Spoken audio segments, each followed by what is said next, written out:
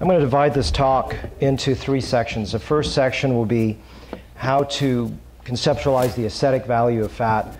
Second section is going to be how to do it. And the third section is, I think people today with a lot of advanced fillers and techniques with cannulas have fillers replace fat. So disclosure, I make about $200 a year on this book, so you can figure out what kind of disclosure I have on that. First thing I want to do is talk to you about how to see the face. I mean, clearly you see the lady on the left, Sharon Stone, looks like she's very youthful and bright, and then over 20 years she looks like there's a lot of gravity that's set in, particularly in the brow region. If you look at that, you may think, well, you know, she's got brow ptosis, she's got dermatochalasis, but if you really look carefully at the image on the right, you'll see that there's actually very little brow ptosis if you try to measure down, top to bottom. In fact, there is a little bit of dermatochalasis or excess skin on the patient's or the individual's right, but on the left side, her left, you'll see that there's actually some retraction. So net difference of gravity is quite minimal. There is actually involution where you can see the bone edge. And so really understanding that concept that volume deflation is a principal mechanism by which aging occurs in the periorbital region, I think is going to be one of the take-homes today. So it's important to communicate with patients out there, and I always try to use models. You'll hear probably 5 or 6 different models I'll use to describe to patients in a very illustrative way that they can understand this better. And the idea is that when we're youthful as a grape and we become raisinated over time, should we just stretch, pull, and lift it into a pea? Well, there's certain instances where we should do that, and we'll talk about that. But the concept is to reinflate the face back into a more youthful state. So do we want to look like this? Obviously, you see way too much of this going around, people that are overinflated. Now, clearly not. We're going to talk about aesthetic value of how to achieve this. So another model I like to use to communicate to patients is that we're too full at youth. If you ask a lot of women, they oftentimes say that they like their face more at 30 than they do at 20 because it's too round, too much baby fat. And then we just fill it back to an ideal state, and that's permanent because a graft is permanent. We'll explore that concept more in depth in a moment. But we start to lose volume over time, so we just need to replenish that over time. And again, these concepts that I'm briefly introducing will become much clearer as we progress through this talk. So really, if you hold weight as a stable element, then fat loss is really from birth to death. Think of a 1-year-old, a 10-year-old, a 20-year-old, 30-year-old, and just progress that forward. So volume restoration is basically a linear restoration back to an ideal state. Why do what we do? Oftentimes we're too mechanical in the way we approach the face. So what I encourage you to think about this, what Malcolm Gladwell talks about in his book Blink, is that when we see a handsome gentleman, a beautiful woman, we have an instantaneous rapport with that face. Babies, in his book Survival the Prettiest by Nancy Etkoff, talks about how they look longer at a beautiful face than an unattractive face. So clearly it's something not societal, it's built into our DNA. So how do we see that blink effect? Some concepts we need to explore is covering bone exposure. The more skeleton we see, the older the face is, improving highlights and diminishing shadows.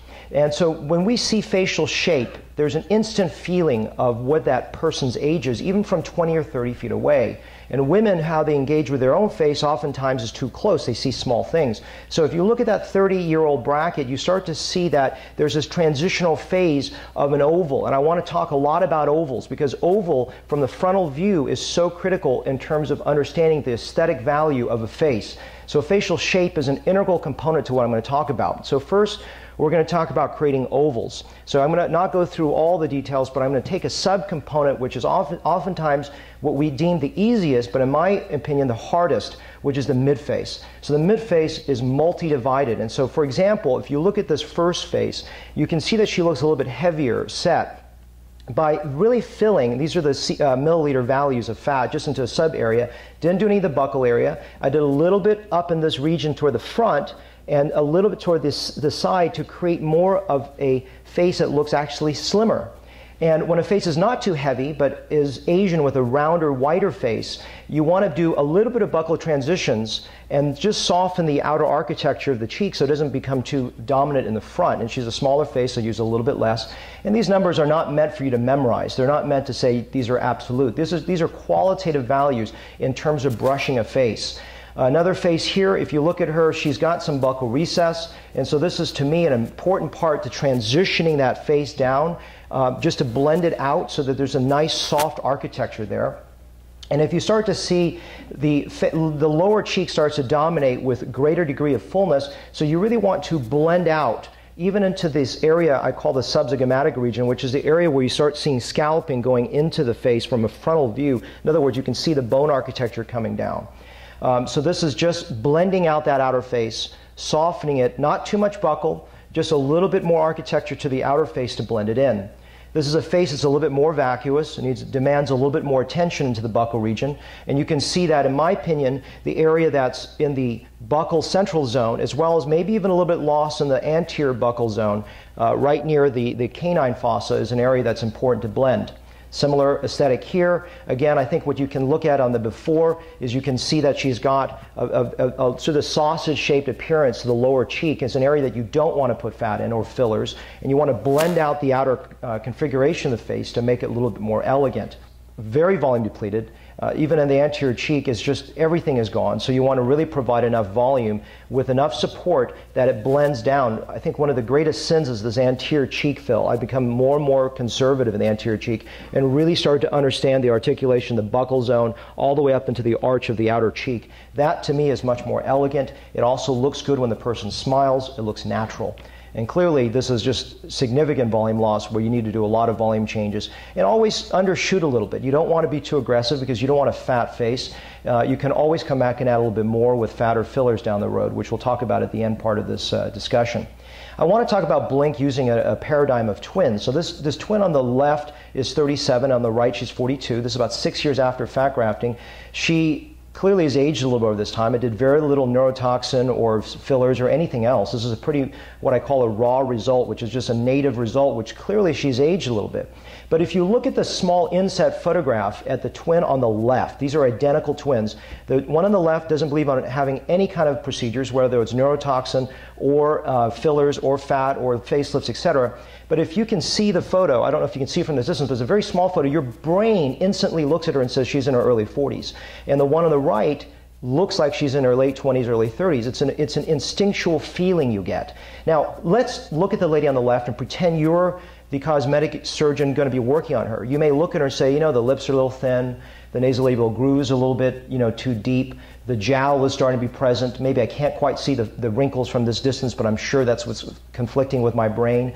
Her brows are probably ptotic. She needs a little bit of skin removal, or whatever the certain litany you are prescribed to look at. But I want you to look at that as her nasolabial grooves are the same depth. Her lips are actually probably painted fuller. She's probably lifting her brows slightly arched. So in other words, there aren't the stigmata of traditional aging that we see, but she clearly looks older. And the answer to the paradigm is the fact that their anterior chin, which we'll talk about more in a moment, is hollow. Her outer cheek, that you see that linear sausage occurring in the lower face, lower part of the cheek, which is not blending sufficiently outside. Temple hollow, brow deflation. In fact, the brow is lower in the twin that I worked on. So the concept is understanding that volume deflation, bone exposure, shadows, and absence of highlights are how your brain reads it. And if you go back and look at her when she was a model at 32, you can see that architecturally and even emotionally, you feel very similar about that face. And that's what I want to get to, is not just the mental, strategic understanding of this, but the artistic, emotional component of when we're working on faces, which I think is critical. Does fat last? I mean, we always talk about it's going to die out. I hear these things going to last 2 years. Well, conceptually, that makes absolutely no sense to me. And the reason for that is when I was studying for my hair boards, I started to think about how hair grafts work. And over a period of a year, they gain neovascularization. So they actually have blood supply. So how does a hair graft get up and leave after 2 years? It doesn't. In fact, I do a lot of lip fixes, lip corrections, some of which are fats into the lips. People think it's scar tissue. No, I open that lip up at 8 years out, and there is fat. I mean, it is not native lip tissue. The fat is a viable graft once it passes a year. So I talk about this way to understand things is not to go in there and aggressively refill a patient's face every 3 months, because oftentimes there's mature changes that occur over a year. Sometimes I also want to argue the patient should be very careful that at a period of about 1 month, it looks too good. It looks stretched out, all the wrinkles are gone. So you want, really, patient communication is so important to minimize dissatisfaction. And so a large part of this talk is not just having you understand it, it's for you to understand it so you can communicate it well to a patient and they can be happy. As you know, that's obviously the objective. So here's a lady at a week, clearly bruised, overinflated, swollen. At a month, maybe more of an ideal, maybe slightly too full still. It's starting to fade downwards. And then at 6 months, it may have reached a nadir later on. And this is the variability of fat. And then over 11 months, it starts to build up again. Didn't really do any fillers and do anything else for her. And then over 15 months, it looks full again. These changes that develop, I encourage you to watch your patients over time. Don't give up at 3 months and go, I got to stick more fat in there. Look at over time and understand that evolution is there. Other thing we'll talk more about at the end is donor dominance. Donor dominance is a hair concept. I'll be talking about hair this afternoon, in which hair from the back of the head moved to the front acts like the hair from where it came. Well, fat from the donor area is very weight sensitive, so you want to be really careful in patients that fluctuate in weight, that are potentially, I just lost 100 pounds, now I'm ready for the fat. Just really be cautious with that. I always like to do a patient, if they're going to be losing weight, maybe a third of the way into that weight loss to give me a margin of control. Remember, I live in Texas where obesity is rampant, unlike maybe my European colleagues here. Maybe there's a different paradigm here. Improving graft take. I've been using PRP over the last year, and I can honestly say I don't know if there's a significant improvement. I really like to undershoot fat. I think fat results that are a little more underwhelming and less overwhelming are always better than something that's a little bit too exuberant.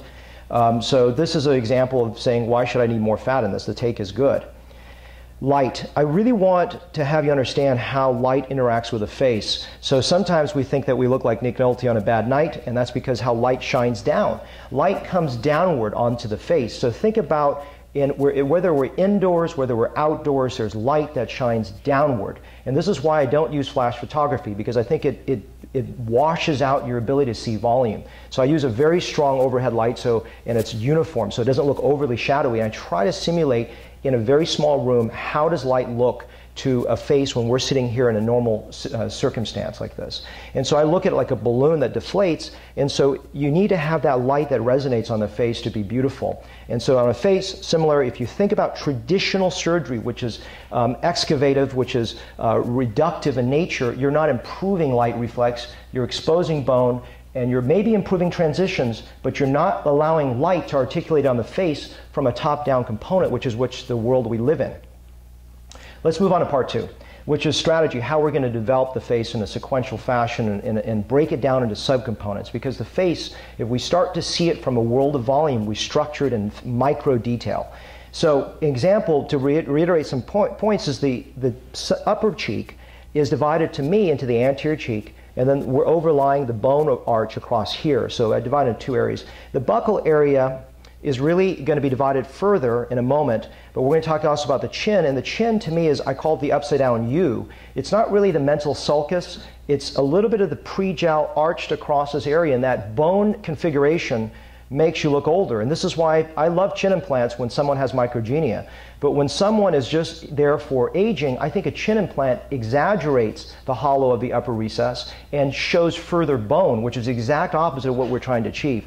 So I think our brain has an ability to understand the difference between soft tissue and bone, and the exposure of bone is what ages someone. And further bone exposure, that's why I don't use a lot of alloplastic cheek implants for aging, because I think they exaggerate more bone and are not allowing me to contour the face in a soft tissue manner. And the reason for all this is, from a frontal view again, is to create an ovalized face. Okay? So let's talk about the buccal breakdown. The buccal central area is clearly obvious. We talked a little bit about the outer arch, where you're starting to see a face from a frontal view, because that's how we interact socially. We see that scalloping going underneath the bone. And then an area that's for more advanced aging is the area right near the canine root, which is just a loss of either dentition or just volume loss in that recess as well. So just as some examples we showed before, different types of volume losses are significant in the lower cheek or buccal zone. This is less so. It really needs more in the upper outer cheek to offset the fullness of the lower cheek, to balance it. And this is much more anterior cheek work to offset the buccal and outer face. And this is just showing you to think in a thoughtful, artistic fashion rather than in a scientific, rigorous, rigid fashion. So to me, the art of fat is really framing the eye, an area that is obviously replete with problems for those that may not be comfortable with it, but I want to have you change the way you see periorbital rejuvenation. So this is taking a little bit of skin from the upper eyelid as well as fat around the eyes, and then a little bit of laser resurfacing for the lower eyelids and the rest of the face as well. This eyelid is actually quite vacuous in my opinion. It just needed volume. I didn't do any traditional eyelid surgery, and I rarely, if ever, do brow lifting today. This is a combination of multiple things: neuromodulators, transconjunctival blepharoplasty, upper blepharoplasty, as well as fat, as well as some laser resurfacing. So the combination of multiple modalities. Sometimes there's too much, sometimes there's too little, but I really think, for me, at least in my world, fat is the underpinning of how to get a face better. This is a face that you don't want to change too much. You want to probably go back and look at her youthful photos, because one of my colleagues talks about a type 1 or type 2 eyelid. This is a relatively skeletonized eyelid. In youth, she was relatively skeletonized. So you don't want to overly fill that upper brow and make her look like someone she wasn't. So this is a very conservative fill of the upper brow, leaving that scalloped eye, but you can still see that the bone exposure has been minimized, and she looks more youthful by virtue of that. So let's break down the IFrame into specific components. So the IFrame is going to be divided first into the medial trough, and we'll go through strategically how to do that in a moment. We'll talk about the outer area, and this is just for number counting, for me to measure. There's really no qualitative difference between the medial and the lateral aspect. And then the nasal jugal groove, the lateral canthus, which must be filled independently. When I was first doing this for the first couple years, I was having divots out here that I didn't fill enough. And you must approach that separately. We'll talk about that more in a moment. The lateral brow convexity, when you start to see this beauty in youthful females here, you start to say, wow, I understand that this is a component. Go look at some of these important textbooks. Textbooks not that I've written or my colleagues have written, but they're called Vogue, Glamour, and Allure. You'll start to understand what is beautiful in terms of the shape, rather than our concocted opinion of what is youthful. And then the A-frame deformity, which is more medial, that either occurs in someone older or someone that's had excavative blepharoplasty done before, and then just sort of blending it out and having that whole area blend forward. And a new area that I've been doing over the last couple of years is just seeing if there's still a little residual divot very far lateral, because remember, fewer transitions, fewer shadows, and less bone exposure are the critical goals. Let's do a little bit, talk about surgery specifically. I just sort of go over this quickly. I can't, I don't want to spend too much time on the details. So I map out a face. This is obviously looks very complicated, but it's just some of the components that I use in abbreviated format to understand how I design a face. Harvesting, I'm not going to get into, but I don't use a machine. I do it by hand with negative pressure. These little things called Johnny locks or save my wrist. They allow me to lock in the negative pressure, so I have to keep on holding it. My forearms have been quite blessed now in the last few years without having to actually hold the negative pressure. It's manufactured by Tulip. I have no financial affiliations with the companies. This is just a setup to show you some of the Tulip cannulas, some of the processing details which we'll go into. So once I've harvested the fat, I just put the little plug in, it's all done sterilely, open the back side, put in the little cap portion, sterilely place it into a centrifuge. I spin it 3,000 RPM for 3 minutes, and to be very frank with you, if you need to write that down, don't, because it doesn't matter what. I think people can strain it, they can wash it, they can do a rain dance around it. I think it's still going to be fine. There's so much voodoo. I usually always get 2 people come up and ask me, how do you process the fat? The reason I have the slide up there is to say, don't worry about it. Just work with someone who's done quality work over many years and it's reproducible, and I think you can do a good job. This is the fat coming out of it. Oops, sorry. This is the fat coming out and separating supernatant and infranatant. Always pour out the supernatant first, then drain out the infranatant. And you don't really need to wick out the excess oil, but if there's a lot there for number counting, I like to keep my numbers consistent. So I'll wick it for a couple minutes and then take out the excess fat, making sure you don't leave any cotton fibers behind. Transfer into a 25 cc syringe just to make it easy. Obviously, make sure you don't shoot this across the room, so let all the air go out first. Little pearl, probably pretty obvious. Then we just transfer. This is an old slide, so actually a little pearl when my nurse found out is the fastest way to do this is take that little back hub out of the 1 cc syringe and just fill it up and then put the hub back in. These are the cannulas. I'll show you more in a moment. I always have the patient's picture there because what I do is people ask me, how do I design the face? It's pre-designed when they're in the area of holding area. I conceptualize every number that I want, walk in the room, and then design it. Because when the person's in a supine position with some edema, you can't read anything. You can, but it's almost a false read. So After having done this a lot, I started to conceptualize how I want that face to appear when the patient's lying down. I really don't use the 0.9 millimeter cannula anymore. I just use the 1.2 for everything straight. It just, again, there's no magic to this. It's just whatever it feels right in your hands. The other thing people ask me is, what plane are you in? And I'll talk to you about it as I break it down further. But the key is, it's a feel. It's either near the bone, it's either sort of in the mid area, or just under the skin, or just in a plane of least resistance. And as I go through the slides here, I'll tell you what plane I'm in so you understand that. And I have some little bone images next to it so you can understand that vis-a-vis the bone skeleton.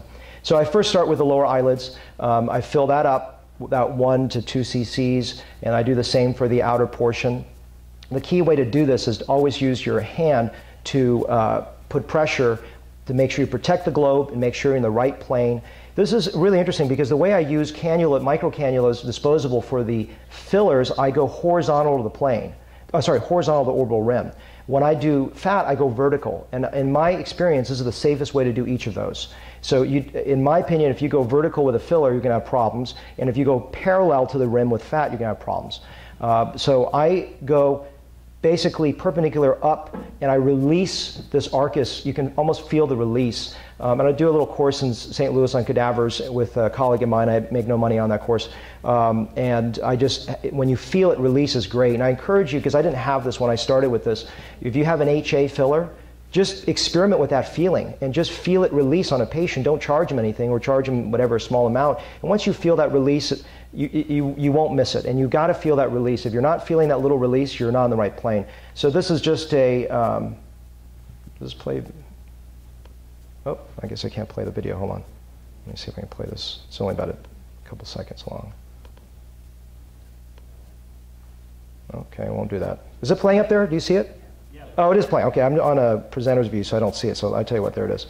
Maybe I should look over here. There it is. So just showing the movements, it's very, very easy. In a moment, I'm going to take it out of the patient and just show you that. I'm just dancing across it. People ask me, do I inject it on the in or the out? It doesn't matter, because it's a cannula. Who cares? Just go back and forth and fill it. And that's basically it. Then I fill the lateral canthus. This slide is in there to remind you, please go back and look for the divot out here. I put in maybe about a half a cc out there. It just helps blend it out, because it's very hard to access that lateral base when you're going perpendicular to the rim. Then I just fill in, half a cc in the nasolaryngral groove. This one's done fast. I just, about a tenth of cc per pass. The other ones I'm really, really slow. In fact, sometimes if there's scarring or previous blepharoplasty, I'm in there for 10 minutes aside trying to do it really gently, but the rest of the face I can do very quickly. The brow is a plane of least resistance. I put in between 1 or 2 cc's. It's very, very easy. People try to overthink this. I look at, remember that Sharon stone where you could see that scalloping and that bone edge going down? I'm hitting both the anterior part of the bone, the area that dives below it, and just that transition of bone going into the cavity. And so that's really, really important, is to cover bone. The cheek, you want to hit the malar, the malar ligament going perpendicular to it. I'm putting 1 to 2 cc's in a plane of least resistance. Really, really easy. Lateral cheek, again, part of the understanding is that I'm doing a lot more lateral cheek. I was putting maybe 1 cc in the past. I'm up to 3 or 4 now. And a lot of that's going laterally just to cover that architecture of the bone coming down over the edge, and it's really nice. So I'm really doing a lot less in the anterior cheek and a lot more to the outer cheek. And people look less cheeky and they look more blended in. So it's a very, very elegant shape. This is the buccal area, and remember those little subcomponents? I'm just blending in the buccal area where I see fit. And that's something, again, I'm thinking about before the patient goes in the room. And then this is just showing you filling more lateral recess, filling the buccal area, low down, the medial buccal area. The pre-jowl is a conceptualization of the anterior bone depression. It's the jowl that hangs, so you're going below the mandible, and then sort of the transitional phase across that. Think of it like a three-dimensional tube. And that's, I'm putting in 1 to 3 to 4 cc's. Again, just, you're not going to go wrong with anything in those values. And in fact, even if you overfill here, you're going to get some resorption. You don't want to overfill here or here, but in this area, you could overfill a little bit, and it won't be a big deal. Remember that anterior chin depression? I encourage you to look at people in their 40s, 50s. Don't come stare at me, please. But you'll start to see this hollow across the anterior chin recess. The lateral mandible, if they've had a facelift and they've lost that volume, you really want to understand that the thing that a mistake I've made is when I fill this is, whether it's a filler or fat, surgeons were so used to looking at it from a side view that we forget that frontal view. And if this area bulges, you may have got a great 3/4 view, but their frontal view's off. That's why all my before and afters is frontal view. How do we see a patient? And so always go back when you're designing faces from the frontal view. Make sure you didn't over-articulate this area. I just divide into 3 like tulip areas just to blend that area out. Then there's the canine and the nasolabial groove. You can't overfill this. It's going to have a good resorption level, maybe 2 to 5 cc's. And a patient at the end, people ask me, what's the aftercare? There isn't any, just no bandages, etc. Just some ice, and understand they're going to look weird and freaky for the first 1 or 2 weeks. All right, let's finish up the last part of this talk, is understand what is the role of fillers? How do we educate a patient in light of this? And I really believe the advent since, for me, October 2010, with the use of microcannulas, I've never gone back. It's just been amazing. I was in Toronto recently to hear this Allergan talk, and I heard a lot of people were saying that they're going back toward needles, and I just can't imagine that. I love microcannulas. They're absolutely wonderful.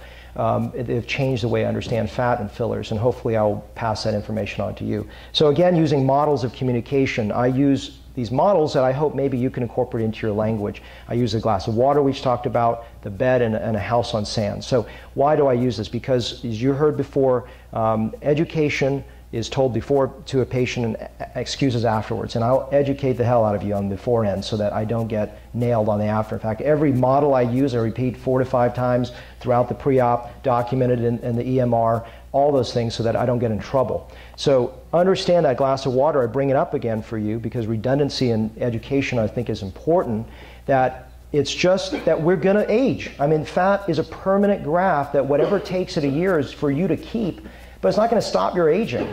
You know, so I look at this as using fillers to maintain that, and we'll talk further about that in just a minute. So I look at fat as reliable but unreliable. And what does it do? It doesn't have perfect take. If you don't tell a patient this, they're going to come back and go, you know, you didn't do enough here. You could do this a little bit better. How about this area? You failed to do this area.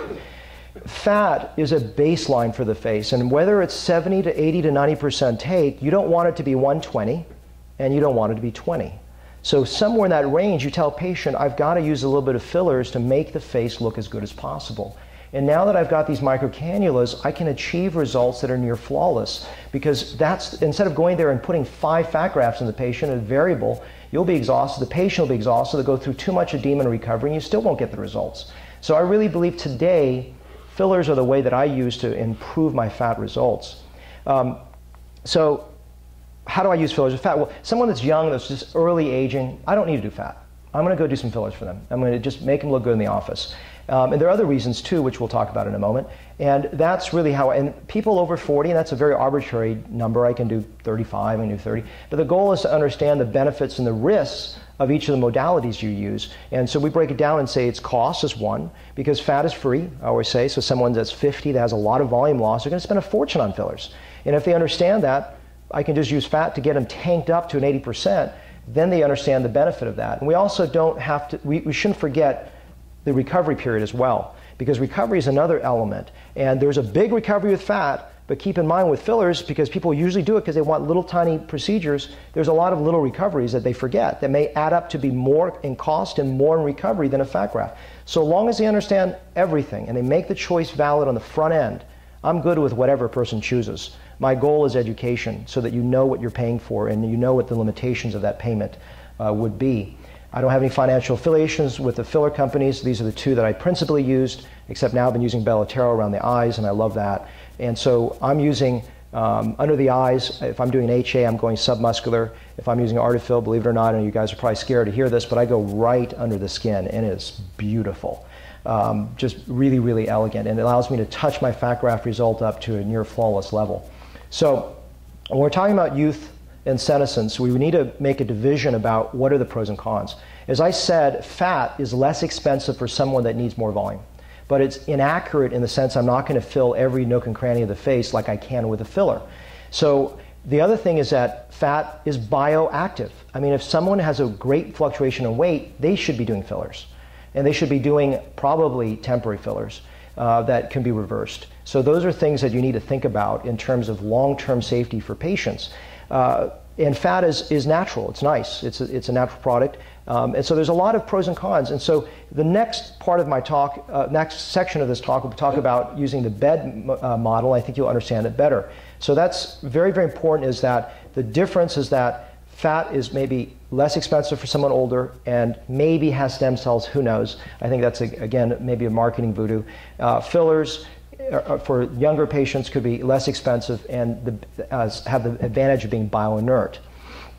I love this analogy because this is one of my key ways I talk to a patient, is understanding the bed analogy. So I look at fat as this mattress. It's a beautiful, soft treatment that just makes the whole face have a glow. It covers all that bone exposure. But there's not one part of the subcutaneous plane that's perfectly rendered, even if you're lucky. I oftentimes, and 90% of people, need a little bit of filler to touch it up. Now, all the photos you saw early on were just fat results without the fillers. In a moment, I'll show you fat results where I needed fillers, and that's something I've conceptualized much more astutely, hopefully, in the last few years. The areas that are just under the skin, I call the duvet. Now, clearly, I know the sheets oftentimes rest underneath the duvet, but for the sake of argument, we'll say duvet than sheets. The duvet is going to be fillers, going to help fill in the little nooks and crannies of the face. And then the sheets, superficially, are going to be neurotoxins, neuromodulators, chemical peels, laser, skincare, etc. And if you divide it that way, the patient understands what they're paying for will get this result without having, oh, I thought I was going to get my wrinkles gone with fat. Well, clearly, whose person's fault is it? It's the physician's fault of doing a bad job of education. Final the final model I use is understanding the house on sand. What does this mean? Well, I generally don't like to do a lot of HA fillers. I know some people advocate do a lot of HA fillers, get a feel for it, then do fat. Well, several problems with this. One is that fat is the inaccurate way of doing it, and fillers are the accurate way. So I'm putting an inaccurate over an accurate. And then if they do volume the way I do with fillers, I'm doing a high volume fill with a lot of cc's. They're already paying for a fat graft. And this is the concept of the house on sand, is that the fat is permanent, sitting on the structure of an impermanence that is constantly going away. So I never know when it's gone. Sometimes I see it gone in 3 months, sometimes it takes me 3 years, sometimes it's still sort of there. So in general, I don't like doing fat over temporary fillers. Fat on top of fat is great, but as I explained, I really like doing fillers on top of fat because of accuracy. I do very little fat touch-ups. The time I'll do a fat touch-up is someone that lives far away. I did a fat graft on them 5 years ago. They've aged substantially over 5 years, and they need more volume. I'll come back and do fat instead of fillers. Generally speaking, once a person has been inaugurated into the fat grafting result, then I will move them on to a filler result to get the results. I love temporary fillers on top of fat. Fantastic. I love permanent fillers on top of fat. I generally don't do fat on top of permanent fillers because cost, and also the whole idea again of fat being this nice foundation work and then fillers being this tiny little, to fill little inaccuracies of the face. So I generally don't do it this way. So really, to remind you again, that initial model of the glass of water, you tank them up with fat and then you maintain them with a little filler. It's a much more gentle way of getting them there, in my opinion. So I encourage you, if these models work for you, use them. If they don't, I understand. These are just models. This is a lady in her mid-30s, a lot of sun damage. Did some work with her in terms of skin therapies, neuromodulators, etc. I did not do the before lips, but this is actually a good point of showing you how not only the lips on the before poorly designed, but they don't match the face. So a lot of times when you build the face first and then the lips actually look better. You don't do the other way around. So sometimes don't listen to what the patient wants because you got to give them what they need. And this is 15 syringes of fillers, some artefill, some juvederm, etc. So this is a lot of syringes. It's costly, and maybe it would have been better if we did fat. I don't know. But these are the patient's choices nowadays, as you give them options that make sense to them. This is from 35 on the left to 42 on the right. A lot of different neuromodulators, skin therapies, to a lot of fillers. This is 35 syringes, a lot of syringes done over time. But if you see at 42, your blink effect feels that she looks maybe in her early 30s, and at 35 she looks like her early 40s. It's because of bone exposure, and it's the absence of light that strikes the face, and those are the things. So here's a raw fat result. You saw this on my earlier slides, and I came back and I just add a little filler just to sort of finesse it and improve it a little bit after about a year. And this is from beginning to end. You can see it just allows me to get a little better result. This is another raw fat result. about a year out, and you can see she looks much better. If you start using your right brain, you'll like this result. If you use your left mechanical brain, you'll say, hey Sam, this sucks. She still's got a little under a high hollow, her folds don't look better, she almost has this jowl, you didn't do a good job. But if you use the concept of your right brain, which is how does that person look aesthetically when you meet her, shake her hand, then you're going to say, well, she looks a little bit more youthful. And that's really the goal of fat. So you have to shut down the architecture of looking at lines and measurements that we do as surgeons, but look aesthetically at the whole picture. Are you making the person look better? That's really, really important. And then coming back and just touching up a little further with a couple syringes of fillers. I use artefill to micro-finesse the face. There's about 3 syringes around the mouth, around the eyes. Just looks a little bit softer, and this is from beginning to end. So I leave you with the thought that it is important to think like an artist and to have an aesthetic value to the face and look globally rather than look at the micro-punctate areas of the face. And hopefully this is an encouraging way to look at the face from an aesthetic perspective. Any questions, I'd be welcome to entertain them. And also, this is my email address. Thank you.